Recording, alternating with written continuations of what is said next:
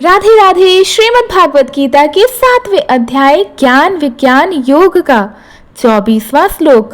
अव्यक्तम व्यक्तिमापनम मन्यन्ते माम बुद्धया परम भाव म जानन्तो माव्ययम नुत्तमम। इसका भावार्थ यह है कि मूढ़ व्यक्ति, जो मूढ़ बुद्धि वाले लोग हैं, वो मुझे जो अव्यक्त मैं जो हूँ, यानी कि अनंत निराकार सर्वव्यापी मैं जो हूँ, व्यक्त रूप को धारण कर चुका मानते हैं। वे मेरे उस उत्तम और अविनाशी स्वरूप को नहीं जानते जो सर्वथा श्रेष्ठ है। यहाँ पर भगवान श्री कृष्ण मनुष्य की समान सोच की ओर ध्यान खींच रहे हैं। भगवान वास्तव में अव्यक्त यानी निराकार, अनंत, सर्वव्यापी हैं, लेकिन जब वे अवतार लेते हैं तो सामान्य लोग सोचते हैं कि भगवान कोई साधारण मनुष्य हैं जिन्होंने जन्म लिया है और शरीर धारण किया है। वे यह नहीं समझ पाते हैं कि भगवान का शरीर और अवतार किसी जीव की तरह कर्म फल से बंधा हुआ नहीं होता है, बल्कि लीला और कृपा के लिए होता है। अबुद्धि का अर्थ यहाँ पे यह है कि जिनकी बुद्धि अविद्या से ढकी हुई हो। ऐसे लोग सोचते हैं कि कृष्ण केवल ग्वाल बाल हैं या किसी राजा के पुत्र हैं जिनकी सीमा जन्म और मृत्यु तक ही है। वे यह नहीं समझ पाते हैं कि भगवान स्वयं सनातन, अनंत और सर्वव्यापक हैं। परम भाव यानी कि भगवान का दिव्य स्वरूप जो निरंतर, अनस्वर और सर्वोच्च है। लोग उनके इस परम भाव को नहीं पहचानते क्योंकि वे केवल बाहरी रूप देखते हैं। भगवान कहते हैं यहाँ पे कि मेरा स्वरूप अविनाशी है और अनुत्तमम है। इसका मतलब होता है जिससे श्रेष्ठ कुछ भी नहीं होता। फिर भी लोग मुझे सीमित ही मान लेते हैं। मनुष्य की दृष्टि सामान्यतः देह और रूप तक सीमित रहती है। लोग श्री कृष्ण को केवल एक ऐतिहासिक व्यक्ति या राजा समझ लेते हैं, लेकिन गीता सिखाती है कि भगवान का स्वरूप अनंत, निराकार और शाश्वत है। अवतार केवल उनकी दिव्य लीला नहीं, बंधन नहीं है, दिव्य लीला ही है। यही कारण है कि सच्चा भक्त भगवान को केवल कृष्ण कन्हैया के रूप में ही नहीं, बल्कि पर ब्रह्म के रूप में भी देखते हैं।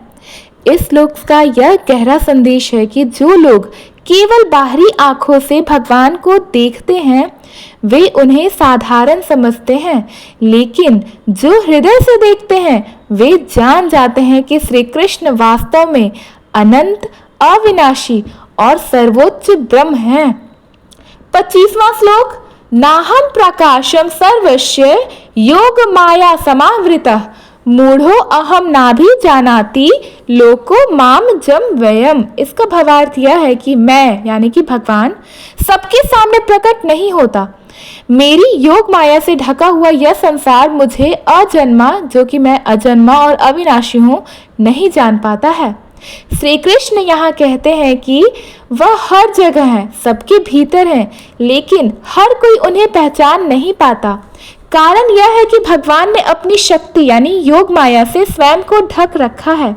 साधारण मनुष्य अपनी सीमित बुद्धि और इंद्रियों से केवल भौतिक जगत को ही देखता है, परमात्मा को नहीं देख पाता। योग माया वह शक्ति है जो संसार को चलाती है और आत्मा को परमात्मा से अलग प्रतीत कराती है। जैसे बादल सूर्य को ढक लेते हैं, वैसे ही माया भगवान की सच्ची पहचान को ढक देती है। इस कारण लोग भगवान को एक सामान्य मनुष्य मान लेते हैं, जैसा उन्होंने अर्जुन के समय में भी श्री कृष्ण को केवल यादव या राजकुमार समझा था।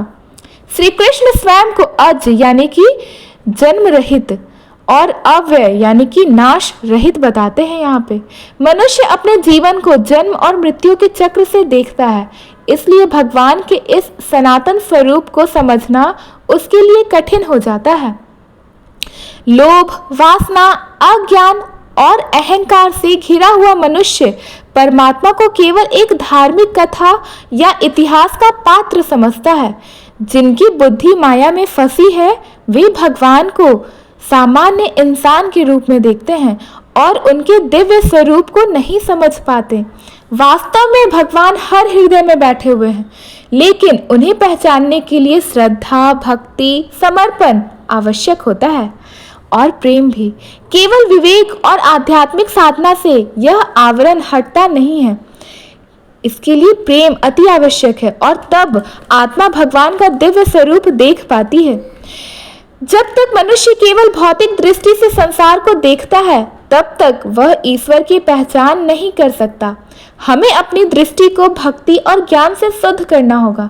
सच्चे हृदय से भक्ति करने पर ही भगवान अपनी माया का आवरण हटाकर अपने दिव्य स्वरूप का अनुभव कराते हैं।